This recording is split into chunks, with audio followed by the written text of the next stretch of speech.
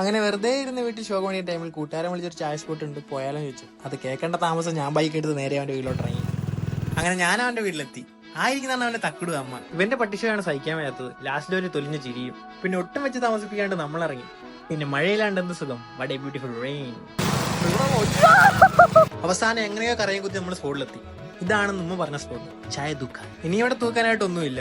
ഞങ്ങൾ വളരെ നേരത്തെ ആയതുകൊണ്ട് തന്നെ ഇവിടെ കടയൊക്കെ കൂട്ടാനുള്ള സമയമായി. പിന്നെ ഈ നിൽക്കുന്ന നന്മനസ്സനായ ചേട്ടൻ ഒരു ചായെങ്കിലും തരാണ്ട് എങ്ങനെയാ വിടുന്നതെന്ന് പറഞ്ഞു. ഞങ്ങൾ കുറച്ച് ദൂരത്തുനിന്ന് വരുന്നതെന്നൊക്കെ പറഞ്ഞപ്പം ഞങ്ങൾക്ക് ഇവിടുത്തെ സ്പെഷ്യൽ ഓറിയോ ചോക്ലേറ്റ് തന്നെ പുള്ളി തന്നു. എങ്ങനെയുണ്ട് ചേനെ? അങ്ങനെ അതും കുടിച്ച് അവരോട് ടാറ്റ ബൈ പറഞ്ഞ് നമ്മൾ ഇറങ്ങി. എന്ത് നല്ല ആൾക്കാർ. പിന്നെ നമ്മൾ നേരെ ചങ്ങനാശ്ശേരി എത്തി. അവിടെ ഒരു ചെറിയ തട്ടുകട കണ്ട്. ദോശയുടെ മണം മൂക്കിലടിച്ചതും നമ്മൾ ദോശ കഴിക്കാൻ ഇറങ്ങി. നല്ല ചൂട് ദോശയും ചമ്മന്തിയും ഡബിൾ സൈഡ് ഓംലെറ്റോ കൂടെ അങ്ങോട്ട് കഴിക്കുമ്പോൾ സുഖമുണ്ടല്ലോ മോനെ. അത് ഷെയിന്റെ മുതകയാണ്. അപ്പൊ നമ്മുടെ ഇന്നത്തെ പരിപാടി കഴിഞ്ഞ്. Okay, by.